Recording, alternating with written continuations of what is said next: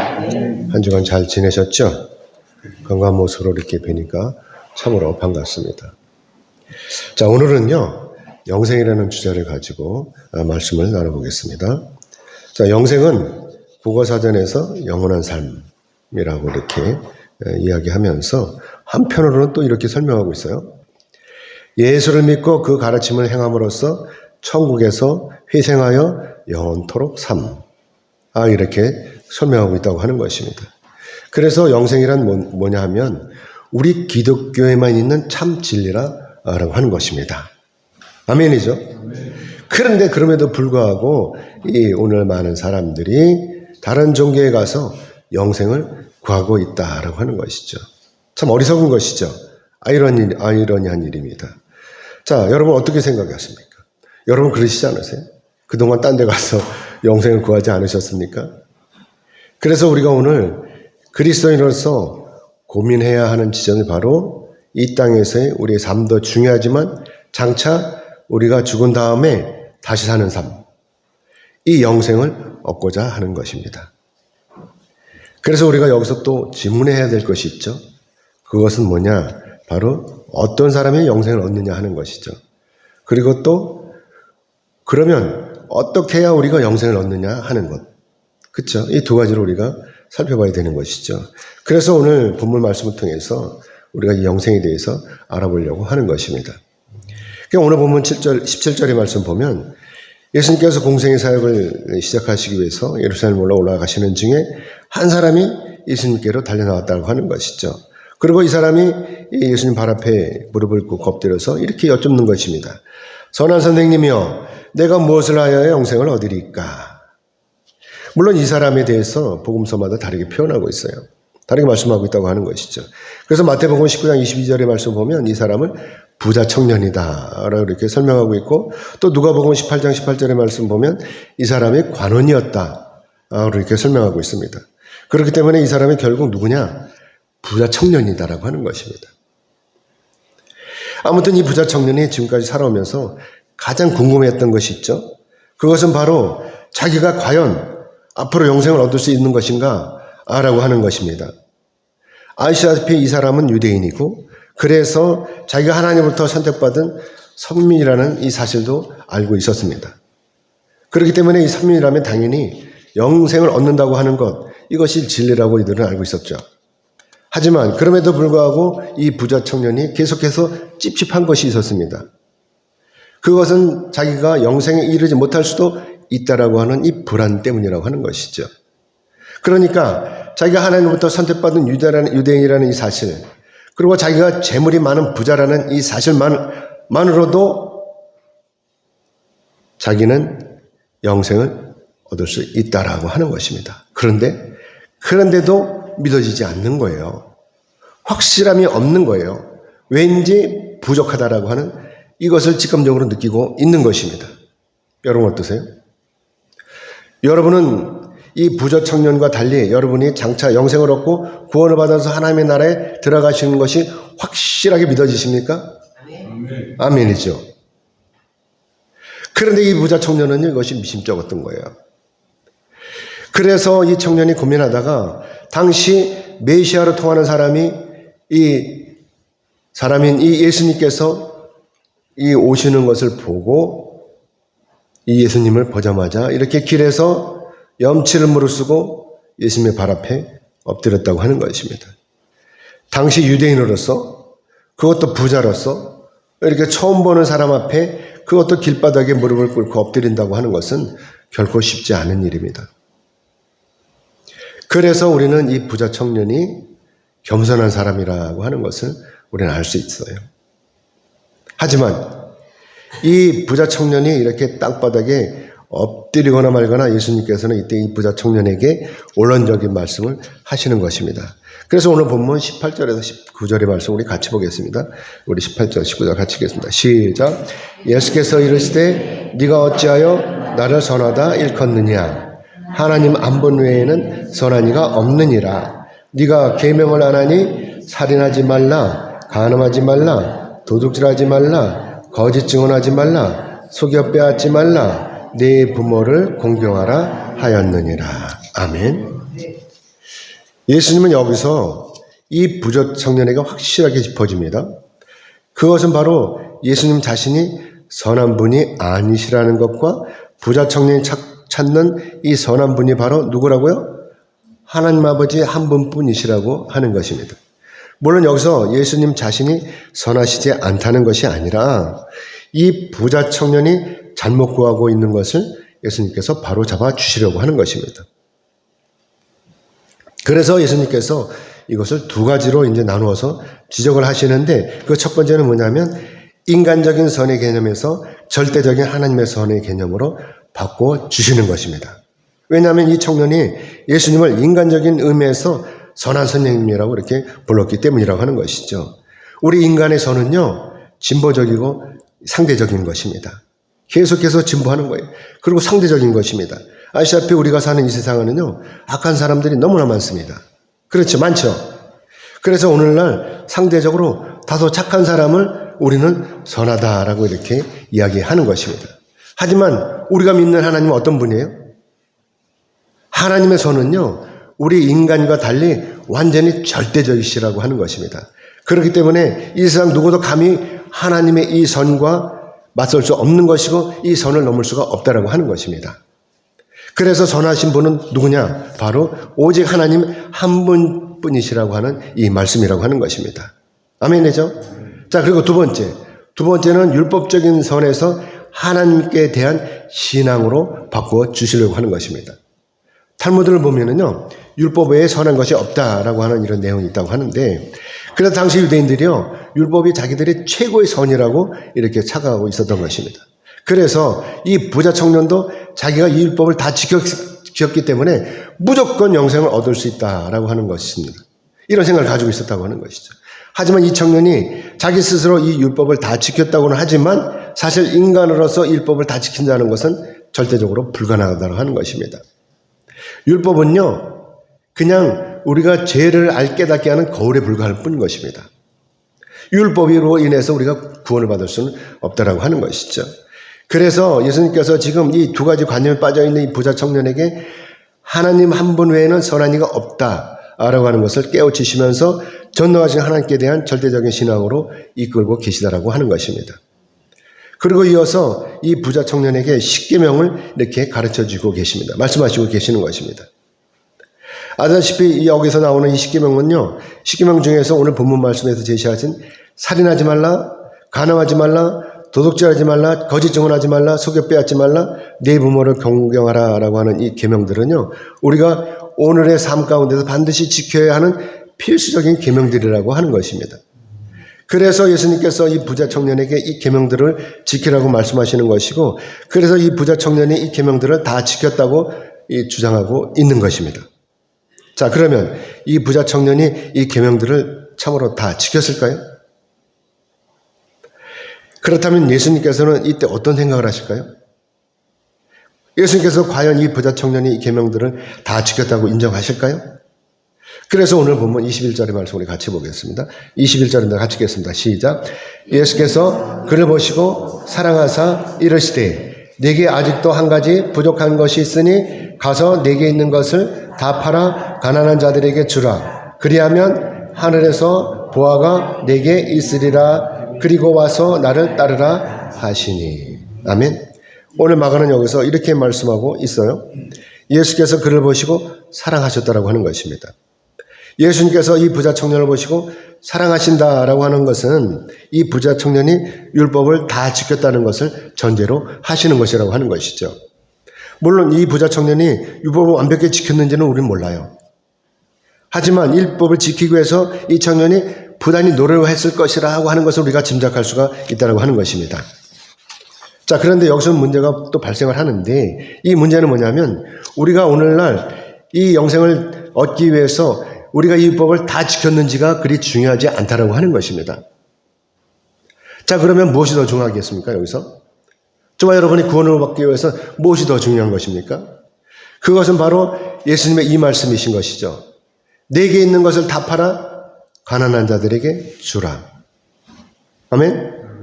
하지만 사랑하는 여러분, 부자 청년에게 있어서 예수님의 이 말씀은요, 완전히 청천벽력이라고 하는 것입니다. 왜냐하면 자기가 이처럼 부자가 된 것이 저절로 된 것이 아니라 완전히 전능하신 하나님 덕분으로 이 사람이 알고 있었기 때문이라고 하는 것이죠. 이때 당시 유대 사회에서 가난한 자들은요, 죄로 인해서 하나님으로부터 벌을 받았기 때문이라는 이런 논리를 가지고 있었습니다. 그런데 지금 자기의 재물을 모두 팔아서 이 죄인들에게, 이 가난한 자들에게 다 나눠주라고 하시는 예수님의 이 말씀이 귀에 거슬리는 거예요. 그래서 예수님의 이 말씀이 받아들이지 않는 것이고 계속해서 이 청년의 마음속으로부터 충돌이 일어나는 것입니다.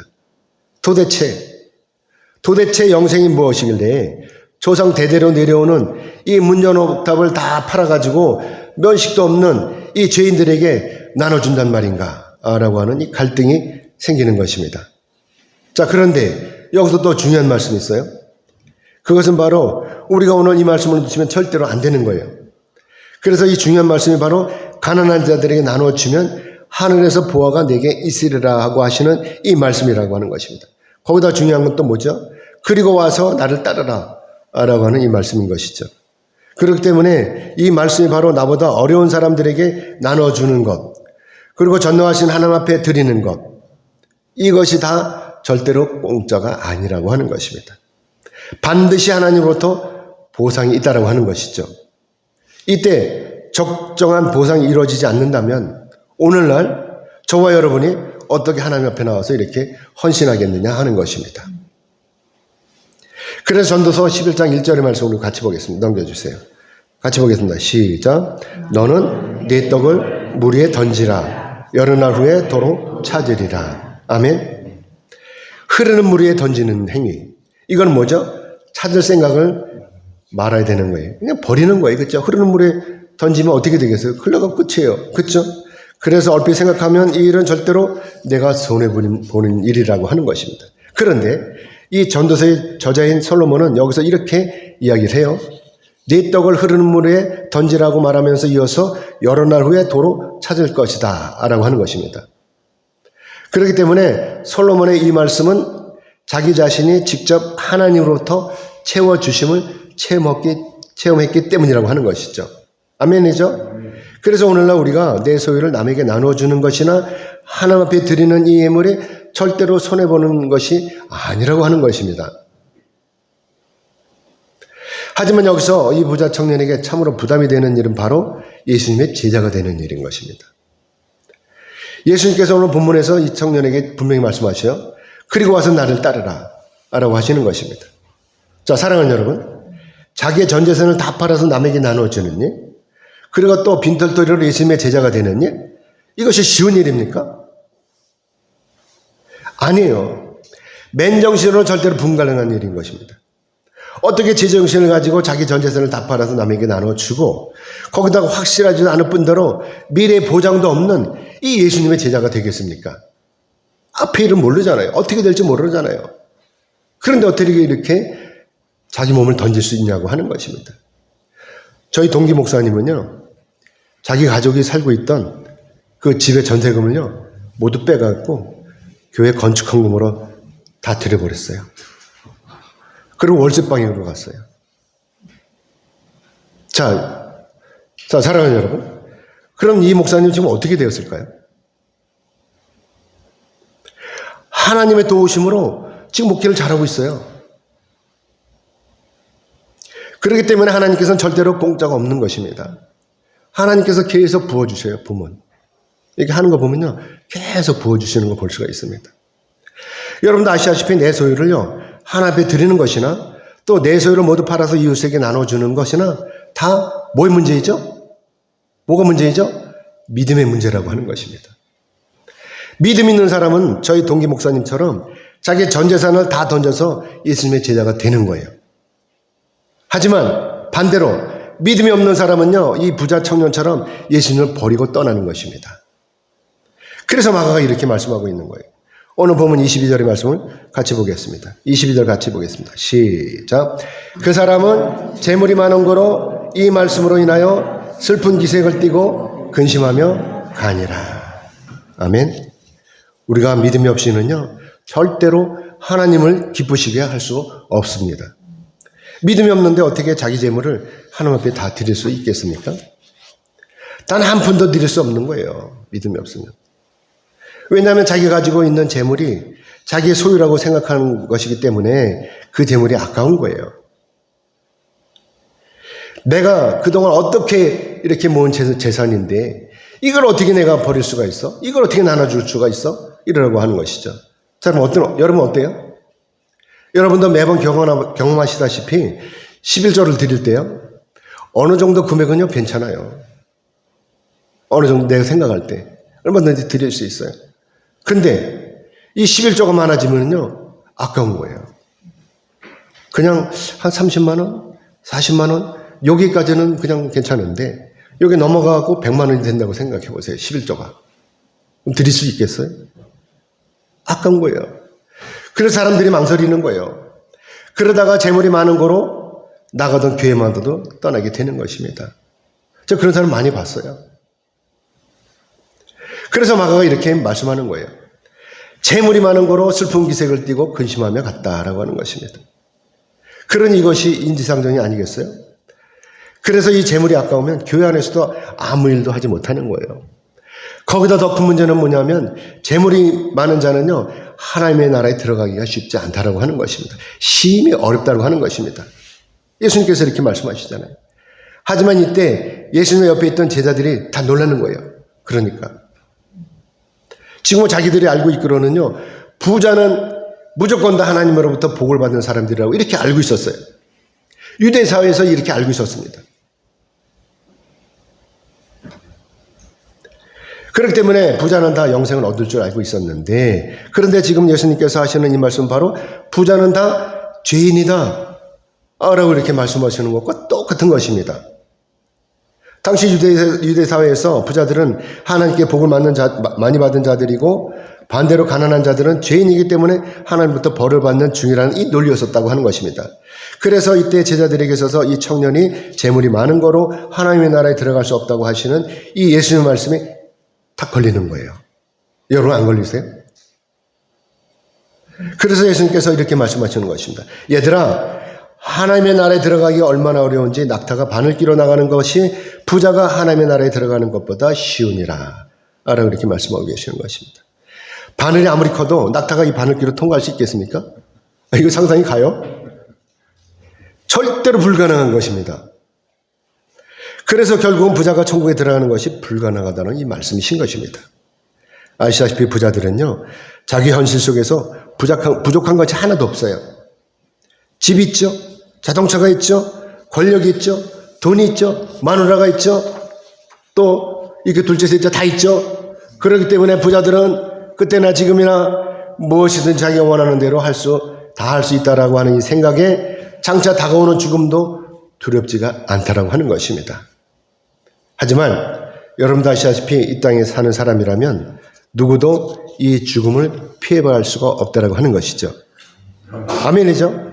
때가 되면요 당연히 다 죽는 거예요.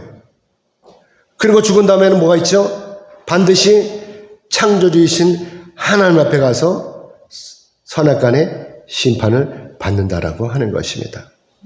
그렇기 때문에 이때 하나님의 심판에 따라서 지옥에 가는 사람과 영생을 얻어서 하나님의 나라에 가는 사람이 구별이 되는 것입니다.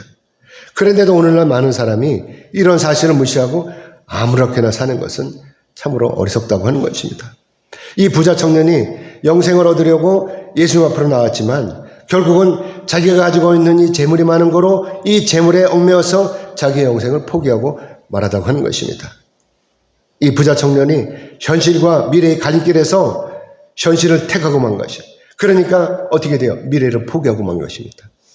장차 다가올 이 심판을 생각도 못하고 구원을 생각도 못하고 영생을 생각도 못하고 다 포기하고 만 것입니다. 사랑하는 여러분, 오늘 여러분 어떻습니까? 여러분이 지금 가지고 있는 이 재물이 여러분의 발목을 잡지는 않습니까? 그럴 만한 재물이 없으시다고요? 그러시다면 정말 참으로 다행인 것입니다. 아무튼 제자들은요, 예수님으로부터 부자가 하나님 나라에 들어가는 것이 낙타가 바늘 끼러 나가는 것보다 어렵다고 하시는 이 말씀에 낙담하고 말았어요. 부자들은 복을 받은 자들이기 때문에 당연히 하나님 나라에 들어갈 줄 알았는데 이것이 아니라면 과연 누가 하나님 나라에 들어갈 수 있겠느냐라고 하는 것입니다. 그러니까 제자들이 서로 마주보면서 이렇게 한탄하는 거예요. 그런즉 누가 구원을 얻을 수 있는가? 라고 하는 것입니다. 가난한 자들은 죄인 때문에 못 가고 부자들은 재물이 많은 거로 이 재물 때문에 못 들어가고, 자 그러면 도대체 누가 하나님 나라에 들어가는 것입니까? 그래서 예수님께서 이렇게 말씀하시는 거예요. 사람으로는 할 수 없으되 하나님으로는 그렇지 아니하니 하나님으로서는 다 하실 수 있느니라. 아멘. 사랑하는 여러분, 그래서 우리가 영생을 얻어 하나님의 나라에 들어가는 것이 우리 힘으로나 또는 우리의 능력으로 가능한 것이 아니라고 하는 것입니다. 오로지 하나님의 주권적인 택하심으로 말미암아 가능하다고 하는 것이죠. 그래서 우리가 여기서 정신을 똑바로 차려야 되는 것입니다. 지금까지 내가 가지고 있는 이 재물을 다 버리는 거예요. 겁나시죠? 그래야, 그러고 나서 나를 구원하실 예수님을 따라가야 한다는 이 말씀이신 것입니다. 아멘입니까? 버리는 건 어려워요. 그래야 내가 예수님의 참제자가 될 수 있다라고 하는 거예요. 자, 그러면 여러분은 오늘 이 말씀을 믿으시죠? 그래서 여러분의 재물을 다 버릴 수가 있으시죠? 베드로는요, 자기 소유를 다 버리고 예수님을 따랐다라고 이렇게 이야기하고 있어요. 그러니까 이때 예수님께서 이렇게 말씀하시는 거예요. 오늘 본문 29절 30절 같이 읽겠습니다. 시작. 예수께서 이르시되 내가 진실로 너에게 이르노니 나와 복음을 위하여 집이나 형제나 자매나 어머니나 아버지나 자식이나 전토를 벌인 자는 현세에 있어 집과 형제와 자매와 어머니와 자식과 전토를 100배나 받되 박해를 겸하여 받고 내세의 영생을 받지 못할 자가 없느니라. 아멘. 베드로는요, 정말 다 버리고 예수님을 따랐어요. 베드로는 자기 소유를 다 버리고 예수님을 따랐다고 하는 것입니다. 그래서 마가복음 1장 16절 18절을 같이 보겠습니다. 넘겨주세요. 같이 읽겠습니다. 시작. 갈릴리 해변으로 지나가시다가 시몬과 그 형제 안드레가 바다에 금을 던지는 것을 보시니 그들은 어부라. 예수께서 이르시되 나를 따라오라. 내가 너희로 사람을 낚는 어부가 되게 하리라 하시니 곧 그물을 버려두고 따르니라. 아멘. 무조건 따르는 거예요. 버려두고 생각할 필요도 없는 거예요. 그래서 베드로가 예수님 앞에서 당당하게 보소서 우리가 모든 것을 버리고 주를 따랐나이다 라고 이렇게 주장하는 것이고, 그래서 예수님께서 이렇게 말씀하시는 것입니다. 나와 복음을 위하여 가족이나 전토를 다 버린 자는 이 세상에서 100배의 복을 받는다 라고 하는 것입니다. 그렇기 때문에 여기서 중요한 것은 뭐냐, 내 소유를 다 버리고 예수님을 따르는 것이 결코 헛된 일이 아니라고 하는 것입니다. 아멘이죠? 반드시 하나님께서 복을 주시는데 이때 몇 배의 복을 줘요? 100배의 복을 주신다라고 하는 것입니다. 그렇기 때문에 오늘날 내가 가진 이 재물이 나의 구원과 나의 영생에 방해가 되어서는 절대로 안 되는 거예요. 그래서 오늘 나의 이 재물을 하나님 앞에 드리고 이웃과 나눠야 하는 것입니다. 그러면 모두가 다 이 땅에서 행복하게 사는 것입니다. 자, 그런데 여기서는 문제는 뭐냐, 우리가 이렇게 복을 받는 것도 중요하지만 이때 박해를 겸하여 받는다라고 하는 예수님의 이 말씀이라고 하는 것입니다. 많은 사람이 여기서 또 탈락을 해요. 박해를 받는다고 하니까. 그럼 차라리 안 믿고 말겠어. 그리고 나가는 거예요. 예수님 당시 예수님께서 이때 계실 때는요, 당시 이스라엘 사회는 어땠냐, 로마의 식민지 시대였습니다. 그래서 이때 그리스도인들이 로마인들과 유대인들에게 박해를 받았던 것이 사실인 거예요. 그래서 이때 많은 그리스도인들이 예수님을 떠나갔던 것도 사실인 것입니다. 하지만 그 중에서도 예수님의 제자들은 어땠어요? 이 박해를 다 견뎌냈어요. 그리고 어떻게 돼요? 순교를 했다고 하는 것입니다.